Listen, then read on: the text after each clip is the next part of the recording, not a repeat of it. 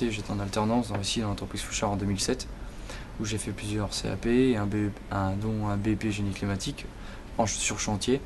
Donc en fait je réalisais des pièces, des chaufferies, des sous-stations, de la plomberie, des logements. Et j'ai eu un accident de la route au mois de janvier il y a 1 an et demi. Donc j'ai été amputé du tibial droite, donc ce qui fait que j'ai pas pu continuer mon parcours professionnel en entreprise sur chantier. Il y a plusieurs postes dans l'entreprise, en bureau d'études, chargé d'affaires, électricien. Et ce qui m'a le plus plu là-dedans, c'est celui de chargé d'affaires.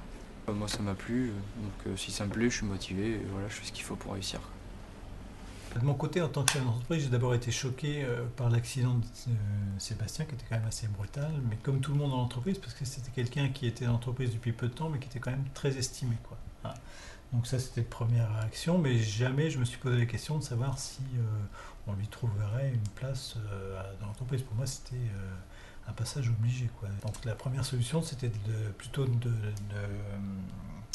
le muter, si on veut, oui, à notre atelier de préfabrication, auquel cas il aurait continué de faire le même travail que précédemment. Et compte tenu de ses compétences, et notamment de tout son savoir pratique, terre à terre, chantier, qui fait défaut aux jeunes qui font le poste auquel on pensait, le poste de chargé d'affaires, on a dit qu'il y avait une possibilité. Donc on a cherché un peu, et finalement on s'est aperçu qu'en faisant un plan de formation, en complétant très ponctuellement les savoir-faire de base, ça nous suffisait très très bien, quoi. Sébastien, ça doit faire 6 mois peut-être qu'il est revenu dans l'entreprise, et il est à ce poste-là, et ça se passe à merveille, quoi. Là, c'est quelqu'un qui a rebondi à une vitesse incroyable, quoi. Ça m'a impressionné, et ça m'a penché, ça m'a aidé à pencher vers la solution chargé d'affaires, parce qu'avec quelqu'un avec ce caractère-là, je me dis que c'est fatalement quelqu'un qui a un bel avenir professionnel devant lui, quoi. Donc ça, c'est ma première remarque. Puis la deuxième, c'est j'ai été impressionné par toutes les structures qui sont mises en place pour nous aider à fabriquer le plan de formation, évaluer Sébastien, et puis nous apporter des aides financières pour l'intégrer dans son nouveau métier. Ça s'est fait avec une facilité déconcertante. Enfin, je sais que Pascaline y a beaucoup travaillé, mais globalement, on a été vraiment... moi, je suis vraiment enthousiaste de la façon dont ça s'est passé.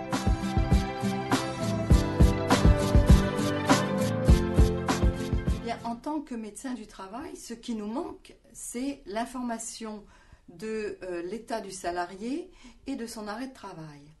Il est donc essentiel que nous puissions rencontrer le salarié pendant son arrêt de travail. C'est le but de la visite de pré-reprise. Cette visite peut être déclenchée par le salarié ou par le médecin traitant, dès que l'état de santé du salarié permettra d'envisager une reprise du travail.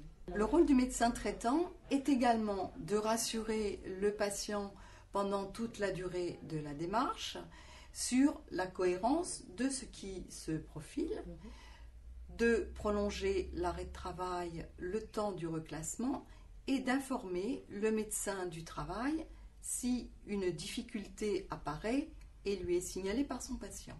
Le docteur Lepezan, médecin traitant de M. Ditilieu, a été partenaire de l'action. Il a été informé durant toute la démarche de l'avancement du reclassement. Donc le SAMET est un partenaire service de l'AGEFIP. Notre rôle dans chaque département est d'aider les entreprises et les salariés, ainsi que le médecin du travail, à trouver des solutions de maintien en emploi lorsqu'une problématique de santé arrive. Dans le cas de M. Ditilieu, notre rôle a d'abord été de répondre à une sollicitation de l'employeur qui a souhaité anticiper, et on peut le féliciter, anticiper les choses et préparer le retour en emploi de leurs collaborateurs. Nous avons redirigé M. Ditilieu également vers le médecin du travail et vers l'assistante sociale. Et une fois que nous avons recueilli l'accord de tous, nous avons pu proposer la mise en place d'un dispositif qui s'appelle le Précige et qui permet pendant l'arrêt de travail de mettre M. Ditilieu en situation pour vérifier la cohérence du retour en emploi, soit l'ancien métier ou un nouveau métier au sein de l'entreprise. C'est d'ailleurs ce qui a été choisi. M. Ditilieu prépare actuellement une formation d'assistant chargé d'affaires en alternance en centre de formation et en entreprise. Ce contrat s'appelle le contrat de rééducation en entreprise et est financé par la Sécurité sociale, mais également par la GFIP et l'entreprise sur la partie des coûts pédagogiques. Tout cela a été rendu possible grâce à l'anticipation du chef d'entreprise qui a souhaité préparer le retour en emploi de son salarié, la motivation sans faille du salarié également, qui s'est lancé un nouveau challenge, et puis également à la concertation au travail en commun de tous les partenaires sur ce dossier. Alors déjà, d'un point de vue général, le service social de la CARSAT de Normandie intervient auprès des assurés du régime général qui présentent un problème de santé et qui expriment des difficultés sociales ou professionnelles. Donc l'assistante sociale de la CARSAT accompagne les assurés, a un rôle d'écoute, de soutien et est à l'interface de multiples partenaires du médical et du social. Donc dans la situation de M. Ditilieu, j'ai été amenée à le rencontrer en individuel, déjà pour vérifier si le projet qui émergeait était bien son projet, pour l'aider également à constituer un dossier auprès de la MDA, Maison départementale de l'autonomie, afin d'obtenir ce qu'on appelle une reconnaissance qualité travailleur handicapé. Donc cette reconnaissance étant importante par la suite pour obtenir des financements. J'ai également rencontré le médecin conseil de l'assurance maladie afin de lui expliquer la situation de M. Ditilieu et d'avoir son avis par rapport au dispositif qui allait se mettre en place. Dans le maintien dans l'emploi, le rôle de l'assurance maladie, et en particulier de la CEPAM, il y a deux rôles principaux. Il y a le rôle d'animation de cellules locales où tous les partenaires se rencontrent et étudient ensemble des solutions de maintien en emploi.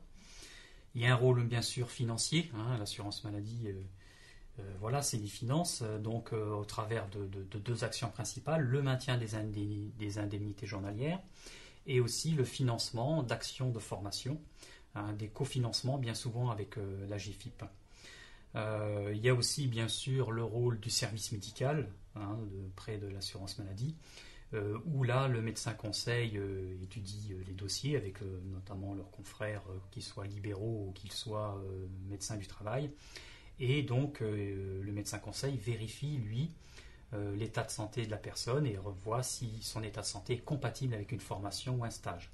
Dans le maintien en emploi, il y a un enjeu énorme puisque des études statistiques l'ont démontré.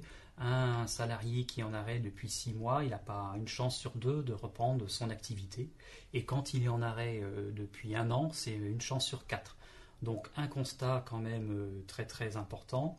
Et donc face à cela, les partenaires au niveau du département et de la région ont réagi et ont décidé de travailler ensemble. Donc ça fait depuis quelques années qu'on se réunit, qu'on travaille ensemble, qu'on essaie de partager, de communiquer. C'est plus facile de travailler en se rencontrant. Ça facilite l'instruction des dossiers. Et dans ce cadre-là, on voit aussi que le médecin traitant a un rôle primordial puisqu'il est le premier acteur finalement à voir et à rencontrer, à déceler une difficulté potentielle pour un assuré, pour un patient, pour reprendre son travail. Vous l'aurez compris, pour réussir le maintien dans l'emploi, il faut une motivation forte du salarié et de l'entreprise, une action coordonnée des différents acteurs spécialisés et du médecin traitant.